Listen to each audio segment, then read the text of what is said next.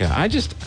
Commissioner John Henry joins us. I just have questions about the whole sequence of events, you know, with that. Because anytime you have a big mega church like that, there's always going to be accusations and people aren't happy with different things. I remember after the hurricane that dumped a bunch of money in water in Houston, that church was highly criticized because they're in the old convention center. There were a lot of people displaced by the flooding. And they, I guess, just expected the church would just open it up and let people come in and shelter in the church. And they didn't.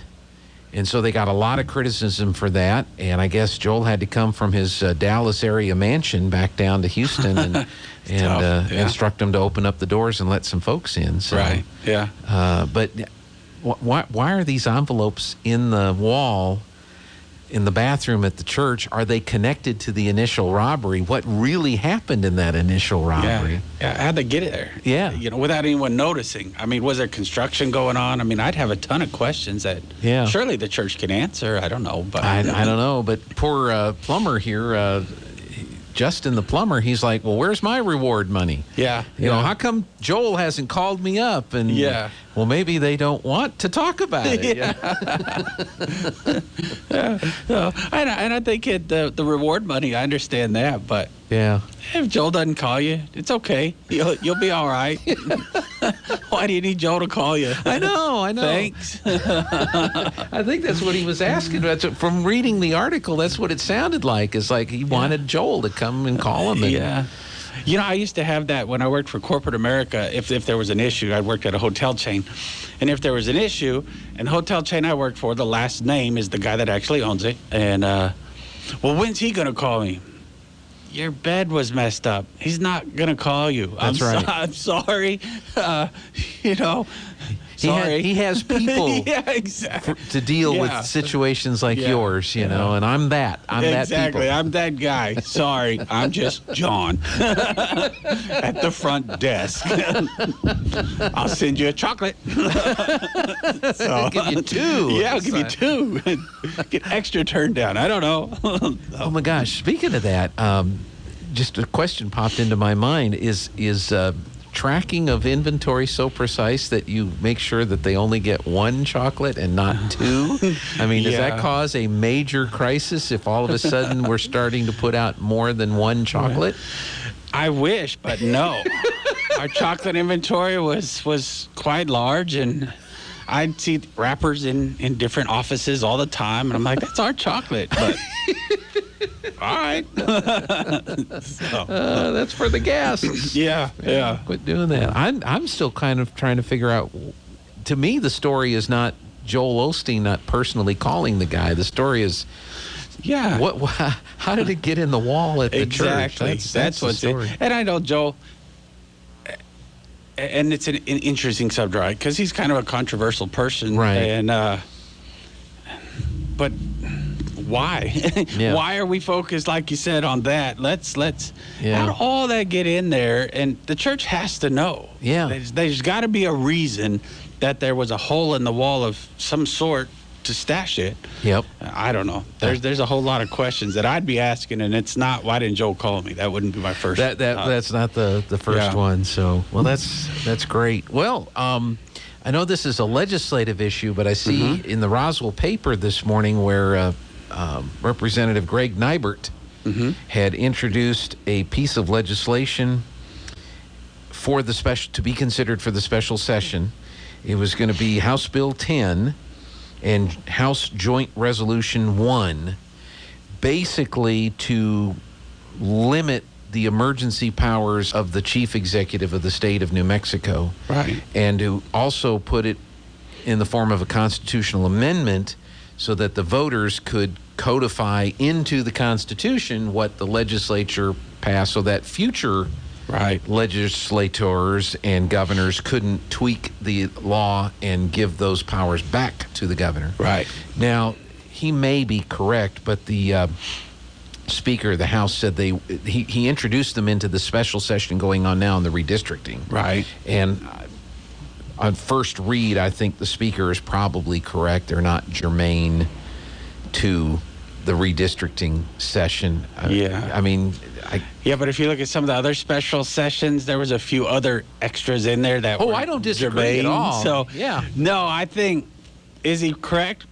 Possibly, but it's interesting that they're only correct when they don't want to really deal with it. So, right. But this is a big, obviously, should be I'm sure it's going to be a difficult special session, redistricting. You've already seen, I don't know if you've read them, but there's already been some interesting, controversial statements made by the Democratic side that kind of makes you go, this doesn't seem like we've got the best interest of just the constituents. We're more interested in making sure our party stays in power, and which is not what it's supposed to be. I mean, and come on, let's be realistic. All states are doing this right now, and some states are controlled by the Republicans, and everybody, it is. That's why I said well before the elections, it was a huge election, because this redistricting becomes such a hot topic issue, and they redraw the lines that you just, for some reason, you pick up a new little area that heavily favors one side or the other. So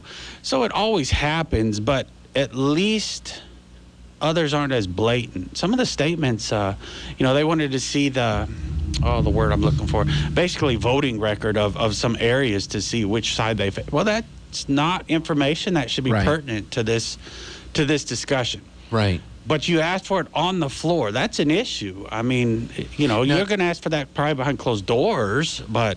Well, and again, it's not really relevant to, you would think, the discussion is, do we put the same number of people relative in these different districts and so forth? But you're right. I mean, states do it. I think the Justice Department is ticked off at Texas, because Texas is controlled by Republicans, and they don't like how those redistricting maps, and since the Justice Department is controlled by the opposition party, they're going to get involved. Now, they're not going to get involved in New Mexico. Now, did I read where a state legislator quit the Democrat Party yesterday in New Mexico?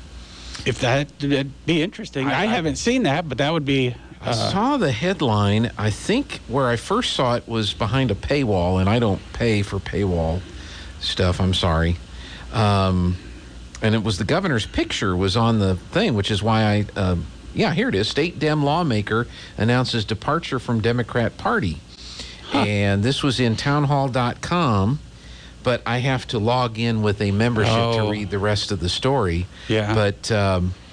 because they were saying in Texas this happened, a longtime Texas Democrat lawmaker, Ryan Gillian, announced he was switching to the Republican Party, and he was citing defunding the police, destroying the oil and gas industry, and ongoing border crisis. This week, a lawmaker from a blue state announced he, too, will leave the Democrat Party, but then I have to pay to see the rest of the story. I didn't know if you'd heard that or it's... I hadn't heard that. It makes sense, and not just because they're coming to the Republican side, but I think we've discussed that a number of times on the radio, that there's some, and I talked about it again yesterday, there's some major issues going on these border states that are being completely ignored, and New Mexico, quite frankly, is one of the worst at ignoring it. We haven't heard anything from our U.S. senators. Congresswoman Harrell does a good job of going to the border and trying to show the issues, it's funny, we've been driving quite a bit lately, and so we listened to a station that it's got a lot of news on it, and they were talking about fentanyl, which we've discussed on here. Oh, my goodness, fentanyl is all the way up in the northern states now. Well, yeah. I mean, they're flowing through the border like crazy, and it's, of course, going to get dispersed everywhere, and it's an incredibly dangerous. So now other folks are starting to catch on, which I'm shocked it took. Gosh, it's been almost a year. It's been a year almost. That's right. Of this happening, and so maybe some of these folks are going to start saying, hey, I don't have to agree with everything on the Republican side, and I don't have to agree with everything on the Democrat. Let's go back to the way it used to be, right? You can fight and have good debate, but you did what was best for the country, or at least what you thought was best. Now I don't think that's the way it's thought. It's what's best for my party. And so hopefully we start seeing some folks realize that, hey, let's focus on the issues that are affecting our state. Yeah. And our state's being affected greatly, and I think those issues are being ignored. What have you seen from the legislative map discussions that have come in? How do you see them affecting Eddy County as far as because all they're doing state districts, they're doing state Senate districts, and of course they're doing the congressional districts as well. So what have you guys been seeing? What have you been hearing from our legislators as to what may happen as a result of this session? I haven't heard a lot from the legislators as of recent. I talked to Representative Townsend before the county sent our recommendations on to what we would like the state House seats and Senate seats to look like. I know Jerry Fanning told us yesterday that the first session when the Senate was pretty heated. I don't think they've got to the House seats yet. They might have done that last night. I couldn't get on to watch it last night, but so far it's kind of progressing like we thought it would. I think the congressional seat, because some of the questions that were asked, and I think there's some kind of it's not a lawsuit, but investigation or something. Some of the folks had offered they'd pay you $50 to go speak in favor of well, that's illegal, and so they can't. No, it's per diem. Yeah, Commissioner, it's per diem. That's it. Yeah. So they can't prove it yet, but because it was towards one of the very unfavorable congressional maps, hopefully that will put an even bigger dark shadow on that map, because if you're having to pay people to go say how great it is, that doesn't bode well for it. No, it's per diem. They were paying for their gas and meals. They were not paid specifically. But hey, if I'm going to get online here, I got to have my internet paid for. Yeah. There you go. So that's it. I don't know. If that's true. I wonder how many they actually wound up paying and who paid for it, and were taxpayer dollars used to pay for this, or campaign dollars and I used think to pay for this? It was an outside entity doing it. So I don't think it was. Soros? It was. Yeah, probably. I don't think it was a representative or a senator. Thank goodness. I don't think. Okay. So that at least there's that. But that really starting to look pretty shady on a lot of things, and I think that's what kind of bums me out. Like when I was listening to Jerry's report yesterday, I'm thinking, gosh, can't we do something where there's not shady stuff happening? Just something. And let's do it transparent, let's be honest, and let's do what's right for the citizens of New Mexico. But it feels like so often there's some, even the last session when they were talking about redistricting, and as soon as Yvette Harrell won, Congresswoman Harrell said, hey, we won. First thing he comes out and says, well, that'll never happen again, we'll redistrict it. Well, that's not why you do it. Right. You're squashing the voice of the people, and that's a real dangerous thing that we're on in New Mexico, and I think you see it. I talked a lot about it. I'm disappointed that you have to be. I'm not anti-vaxxer. I'm not pro-vaxxer. It's a choice, and if I'm vaccinated, it should be none of your business. I shouldn't have to carry around a card to prove it. That really bothers me. That's where we're at. It bothers me that to go to the House in this next session, you're going to have a card and prove you're vaccinated so that you can go have your voice heard by the very people you elected. And that's a real problem. So we continue to do these things, I think, that squash the voice of the people, and it's a dangerous slide we're on. Yeah, it is. Julie posts here on the Facebook, state senator in New Mexico has left the Democrat Party upset over actions by the governor. Jacob Candelaria. That's why I just got that same text. Made the announcement Monday as a special legislative session started. He said he feels the U.S. political system is flawed because it has brought about just two parties and demand loyalty and leave no room to debate, and more importantly, no adherence to the rule of law. He later took a shot at Grisham, a Democrat, telling colleagues, I don't think anyone can look at the events of January 6th or many of the unconstitutional acts of this governor and not conclude that this partisan virus is starting to affect who we are as a country.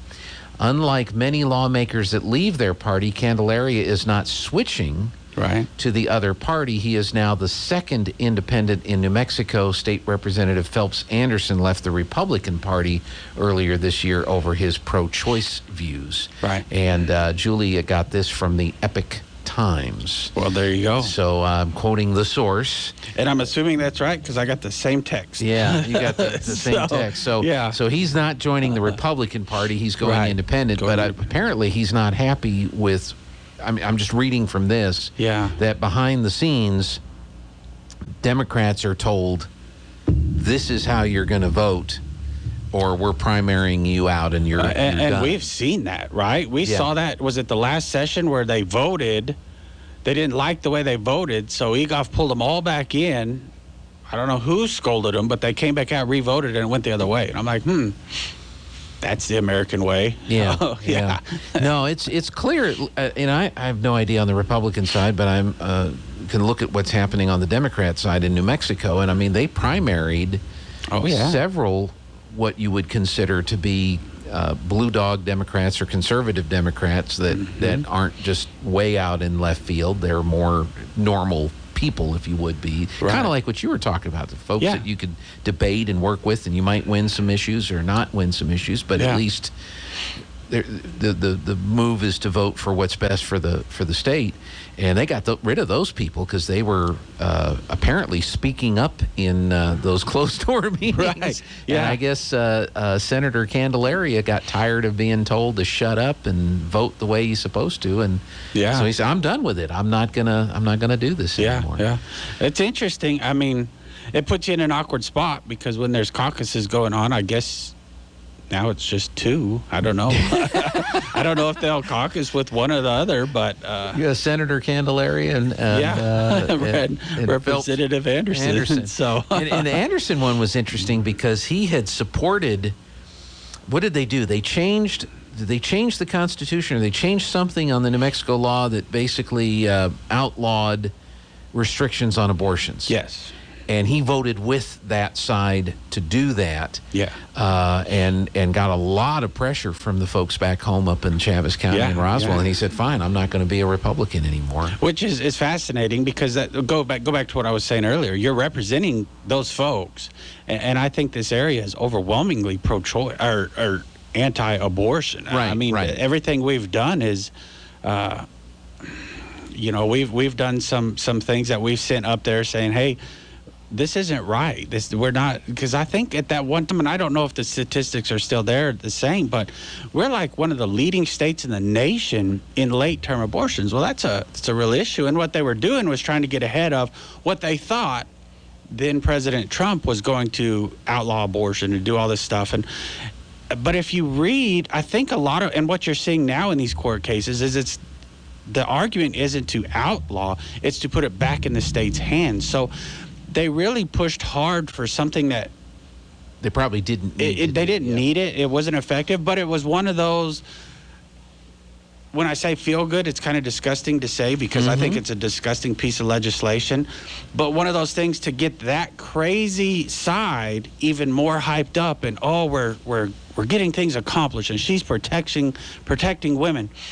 And that's not what it was about at all. That it didn't help or hurt or anything. It didn't change anything. Well, they're having these protests in Washington over the Supreme Court had their initial hearings on the Mississippi case, which restricts it to, I think, after 15 weeks. You can't have an abortion after 15 weeks, which is to eliminate the late-term abortions like you're talking about. And the protesters that are against that are saying that they're trying to take away a woman's right to abortion, and because that right saves lives. Yeah. How do you, in all good conscience, stand before anybody?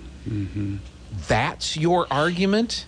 That's the position you're going to take? That's the case you're going to make, is that allowing late-term abortions saves lives? You've got to be talking some very, very specific, narrow times when the life of the mother is at risk, and that decision has to be made. That can't be the majority of the type of abortions that we're talking about. Right, yeah. Well, and it's interesting, though, when they say saves lives, it's interesting if you look at some of their arguments. I don't even know that they're talking about death, saving them from death. Because there was an argument, and I thought it was one of the worst arguments on the floor from up in Santa Fe, in the representative side, and her argument was it saves lives because these women might not want the child, and it will destroy the rest of their life because now they're strapped with a child. That's what it is. That's the life. It's not live or die. It's, oh, well, in the future, it might be a burden. Okay, well, I've got ideas on how to stop that burden up front. Yep. There's a lot of choices you have. Right. You didn't choose that. Why are we punishing a child who now is a life, right? And despite how you want to argue it, the second there's a heartbeat, which is the 15 weeks. I'm not a doctor, but I think that's where they came up with these 15 weeks. Right. At that point, there's heartbeat, there's everything else. So that's a life. So that life doesn't matter anymore. That one doesn't count. We're not saving that life. We're just saving this one, which isn't even a life or death. Yeah. It's a future birth. It's a future birth. See, you're missing the point. That's a viable. That's a, what do they call it? A mass of viable tissue. Yeah. So come on. Yeah. That has been proven to feel pain. That has been proven. I know. It's shocking to me that they can still sit there and in good conscience make that argument. Because I'm with you. I mean. Yeah. It makes no sense. It makes no sense. And so you saw that in New Mexico, and Phelps Anderson, and he may be totally in favor of abortions and stuff like that. People have that opinion. Yeah. But that didn't seem to represent the mass opinion of the people in the district that he represented. I don't know necessarily where Senator Candelaria is, but he may be facing similar things. I don't know, but it did make a little bit of news. It didn't make national news or big time news. I don't think Chris Cuomo talked about it. Oh, wait. Yeah. He's been fired. But he's sitting at the house of coffee with his brother. They might be talking about it this morning. I don't know. They got nothing else going on.